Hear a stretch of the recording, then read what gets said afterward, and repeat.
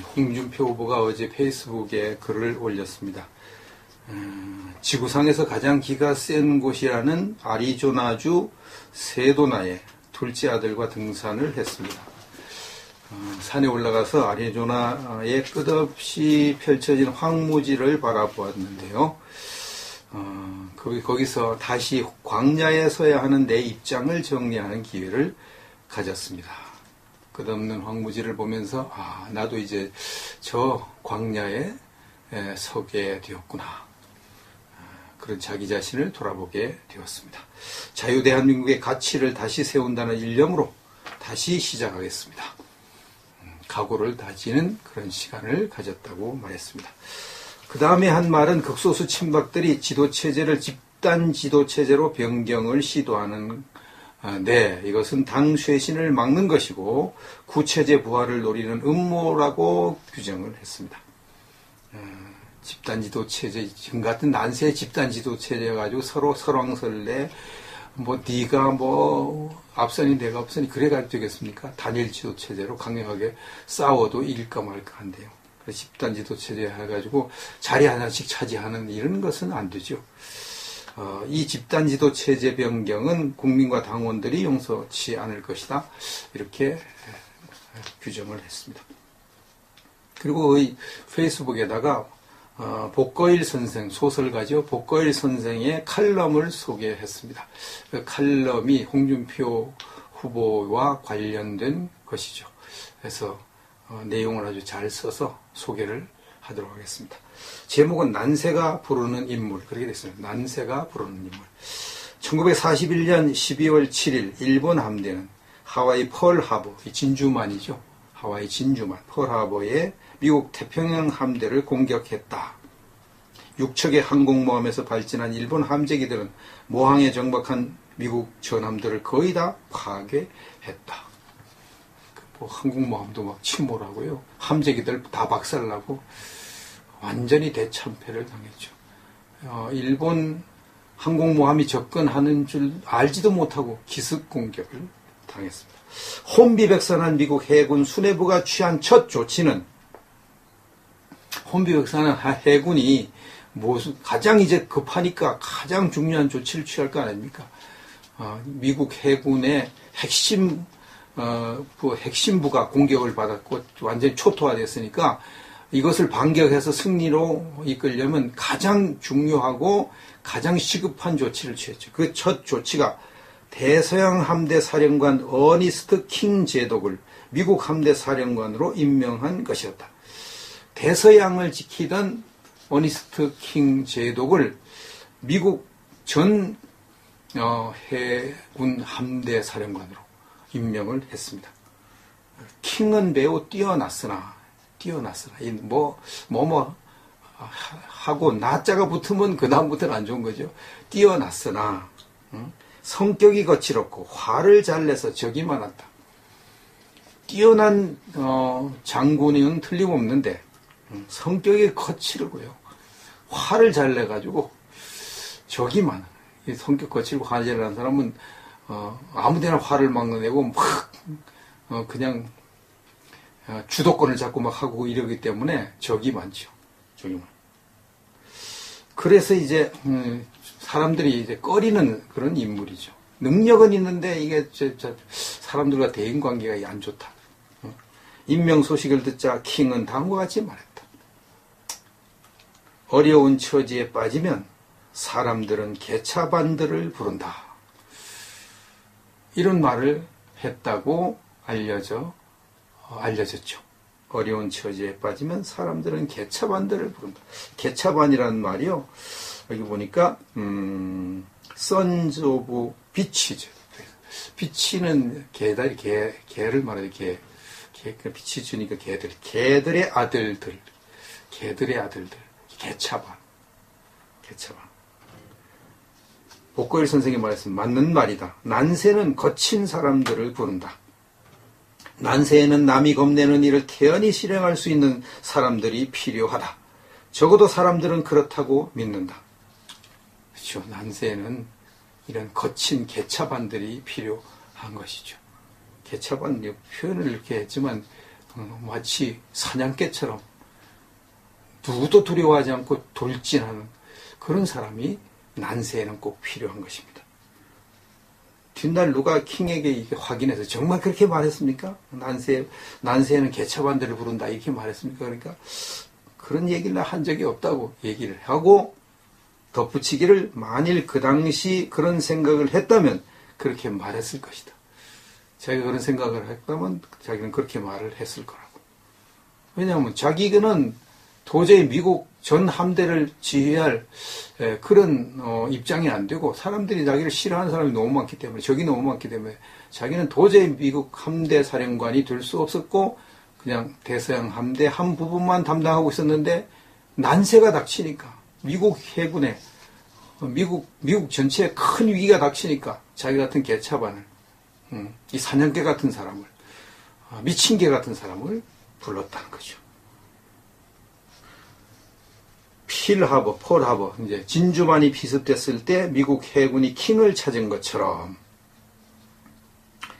어니스트 킹, 이 사냥개 같은 미친 개 같은 이 킹을 찾아서 미국 해군 위기를 극복한 것처럼 박근혜 대통령이 탄핵됐을 때 난세죠. 박근혜 대통령이 탄핵됐을 때 대한민국의 보수는 홍준표를 찾았다. 홍준표. 아주 적절한 비유라고 생각합니다. 두 사람 다 자신의 개차반 기질이 난국을 해치는 데 결정적으로 중요하다는 것을 잘 알았다. 그렇습니다. 어니스트 킹도 자기의 이 미친 개 기질이 이 난국을 해치는 데 결정적으로 중요한 걸 알았고 그 일을 훌륭히 해냈습니다. 홍준표도 마찬가지죠. 홍준표도 그 기대에 부응했다 그랬습니다.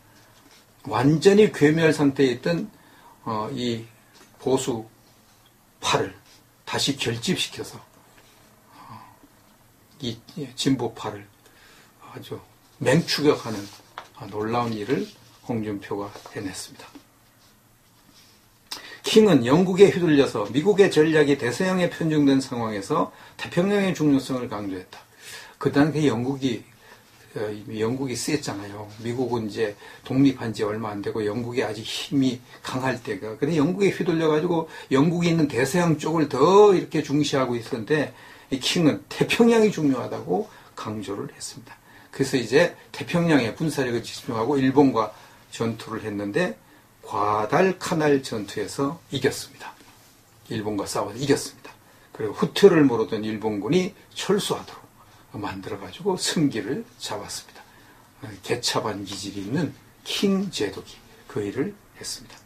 홍준표는 뚜렷한 정체성을 보여서 보수 유권자가 모일 수 있는 계기를 마련했다. 홍준표는 뚜렷한 정체성이 뭡니까? 완전 보수 중에 보수 정체성을 들고 나왔습니다. 그래서 보수파들이 결집하는 놀라운 일이 일어났습니다. 그리고 문재인 후보가 대통령 선거 과반의 지지를 받는 산사태를 막았다 이렇게 표현했습니다. 문재인 후보가 과반 지지를 받았으면 더 어려웠을 텐데 과반을 못 받도록 41%에 만족하도록 막은 것이 홍준표다 이렇게 평가를 하고 있는 것입니다. 그럼 돌아보면 보수 정권의 몰락이 어떻게 돼서 이 몰락했느냐? 보수 지도자들이 이념의 중요성을 모르는 데서 비롯했다고 진단을 했습니다. 이념의 중요성이 얼마나 중요한 걸 모르고 그동안 정치를 했다는 것입니다. 좌파 정권 10년 동안 대한민국의 부정적인 생각들이 널리 퍼졌는데도 부정적인 생각이 뭡니까? 공산주의 사상이 널리 퍼진 걸 말하죠. 근데 이명박 대통령은 이념을 넘어서 실용으로라는 구호를 내걸고 이념은 뒷전이고 실용 그래가지고 4대강 하는 데만 집중을 하고 이 좌파들이 그렇게 많이 퍼지는 것, 전교조를 통해서 학교에 퍼지고 이 민주노총을 통해서 노동계에 퍼지고 민원연을 통해서 언론계에 퍼지는 것을 그냥 방치해 두었다는 거죠.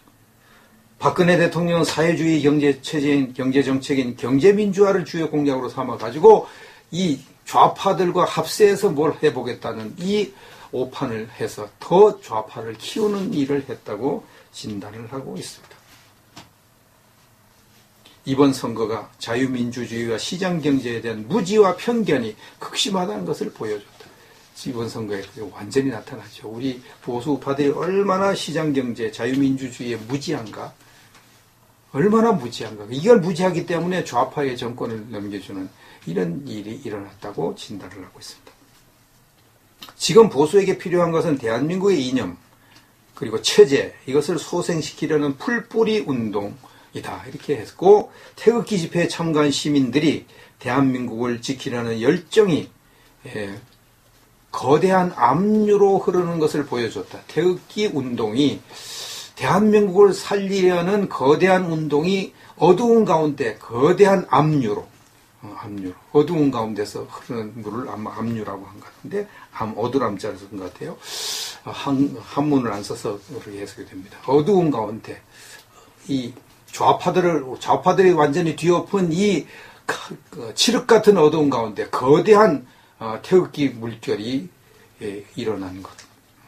이것이 이제 대한민국을 지키려는 열정이 아직까지 우리나라에 남아있는 것을 보여주었다. 이렇게 말합니다. 그래서 이것이 지금 이 좌파 정권이 들어섰는데 이 압류를 생산적 활동에 돌리는 일이 무엇보다도 중요하다. 이렇게 말하고 활발한 시민적 활동 없이 실패한 보수정당이 정권을 되찾을 수는 없다. 이 거대한 압류를 활용하지 않고는 보수정당이 다시 정권 찾기 어렵다. 이렇게 진단을 합니다. 그래서 이제 예를 들었습니다. 2009년 버락 오바마 대통령이 취임하자 미국 공화당원들은 티파티 운동을 시작했다. 티파티. 차만 마시면서 파티하는 검소한 파티를 말하겠죠. 검소한 파티. 티파티 운동을 시작했다. 그들이 공화당의 전통적인 가치를 확인하고 민주당 정책에 맞서는 정책들을 만들면서 풀이 죽었던 공화당은 생기를 되찾았다. 공화당이 민주당 오바마에게 이제 패배한 다음에 티파티를 하면서 공화당의 전통적인 가치를 우리가 다시 찾자. 그래가지고 그 공화당의 전통적인 보수 가치입니다. 우파 가치입니다. 그것을 가지고 이제 민주당 정권과 맞서는 이런 정책을 해서 풀이 죽어 있던 우파의 기운을 북돋아서 우파를 되살려 놨습니다. 한국 사회에도 그런 풀뿌리 운동이 나와야 한다. 그랬습니다. 한국 사회도 이제 강력한 우파 사상으로 무장한 사람이 리더가 돼가지고 끌고 나가야 좌파를 이기지 어정쩡하게 좌파와 뭐 손잡고 뭘 해보겠다. 그래서 절대 정권을 못 찾는다고 진단을 하고 있습니다. 지금 자유한국당이 여러 갈래로 나눠 다투는데 이건 선거에 패배한 정당으로서는 당연히 있을 수 있는 일이라고 했고요. 이상하지 않다고 그랬습니다. 그런데 그런 다툼을 가지고서는 그런 다툼을 끝나면 이제 결국은 영토 분쟁하다가 우리끼리 땅 따먹게 하다가 끝나는 거니까 그래가지고는 안 되고요. 이 태극기 민심 이들을 어떻게 포용하고 어떻게 활용하느냐에 따라서 우파 정당이 성패가 달려있다고 진단을 했습니다. 홍 후보는 자신의 역량만으로 4분의 1에 가까운 국민의 지지를 받았다. 완전히 보수 우파가 괴멸되고 홍준표 후보 지지율도 저 3% 아래로 빌빌 돌고 아무것도 아니었습니다. 근데 그가 아주 철저한 우파사로 무장하고 미친 개처럼 달려들어서 적을 공격하고 그러니까 풀이 죽어있던 우파들이 들고 일어나서 홍준표로 외치고 홍준표 바람이 불었어. 한 보름만 더 선거를 했으면 보름만 더 홍준표가 이겼을 것입니다.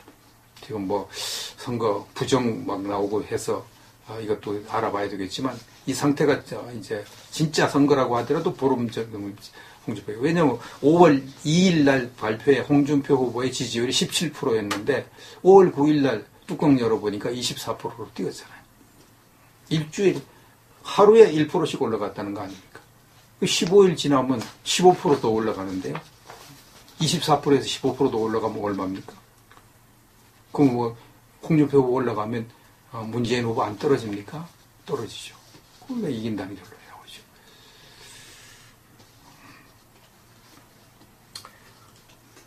일단 난세가 부르는 인물임을 증명한 것이다. 홍준표 후보는 일단 난세에 꼭 필요한 인물이라는 것을 자기 스스로 증명을 했습니다. 아주 거칠었죠. 거칠게 도전을 했습니다. 막 욕을 막 퍼부대면서 평상시엔 안 통하는 그것이 이제 전투니까. 응? 목숨이 왔다 갔다 하는 전투에 야 이 새끼들아 하면서 막 달려들어야지. 전투하는데 뭐 태평스럽게 해가지고 전투가 되겠습니까? 응? 앞으로도 어려운 처지에 놓인 대한민국의 보수가 부르는 인물이 되려면 그는 사소한 정치적 자산에 눈길을 줘서는 안 된다. 자신을 지지한 시민들의 열정을 한데 모아 정권을 되찾는 과업을 시작해야 한다. 작은데 만족하면 안 되고 이제 이 태극기 시민들의 힘을 한 군데 모아서 정권을 되찾는 데 총력을 기울여야 된다. 이걸 하려면 이제 홍준표 후보가 킹 제독이 미국 전체 해군을 지휘한 해군 제독이 된 것처럼 홍준표 후보가 자유한국당의 당대표가 돼야 되는 거죠. 그리고 앞으로 저돌적으로 나가서 싸워야 되는 거죠. 그 일이 성공하면, 거기에 태극기 우파가 여기에 지금 거의 다 합세했으니까 성공하면 정권을 되찾아 올 수가 있을 것이고요. 6월 4일 날 드디어 홍준표 후보가 귀국한다고 발표했습니다. 6월 4일 17시 50분 오후 5시 50분 인천공항으로 오는데 대한항공 KE018편으로 돌아온다고 발표했습니다.